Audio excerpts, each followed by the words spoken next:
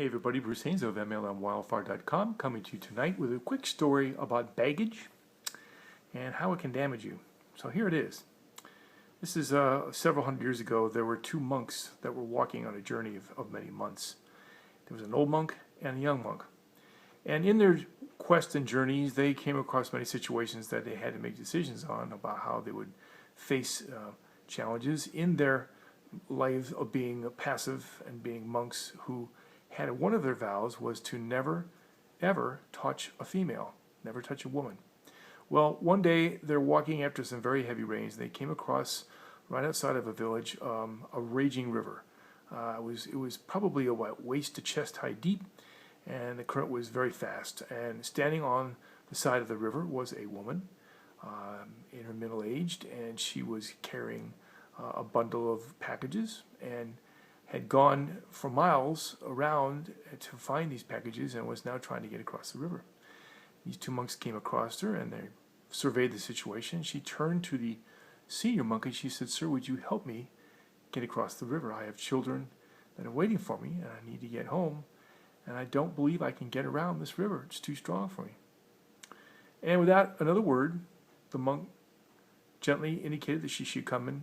He would pick her up, and he did, and he put her on his shoulder, and he strode across the river. It took several minutes because the river was quick and it was slippery, so he went slowly.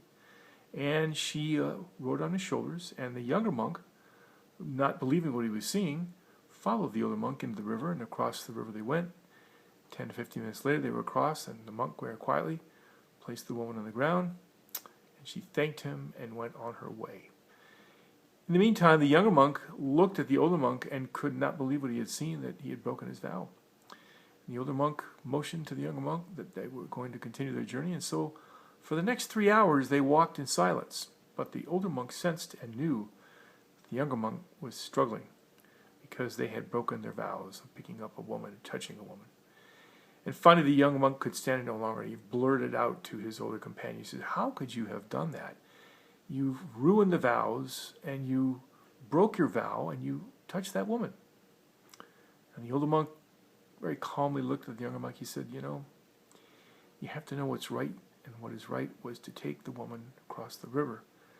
And I placed her on the other side of the river and left her there 3 hours ago, but you've been carrying her in your mind for the last 3 hours. So you've broken your vows also, but you've done it in a different way."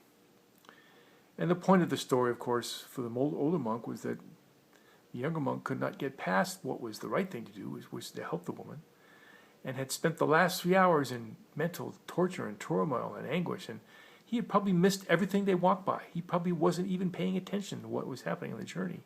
He had lost those 3 hours to the inner workings of his mind and the baggage he was carrying.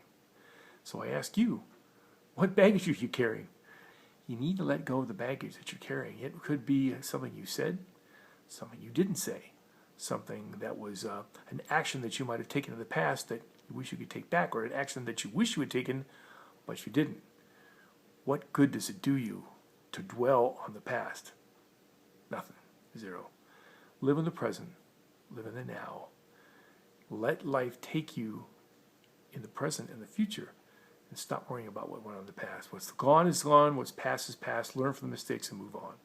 We've learned the favorite saying around here is you can get everything in life you want if you'll just help enough other people get what they want. That's thanks you to the late great Zig Ziglar. So thank you for stopping by. We appreciate it. Come visit us. Tell us what it's all about and see if we can't help you. Have a great evening or a great day. Take care.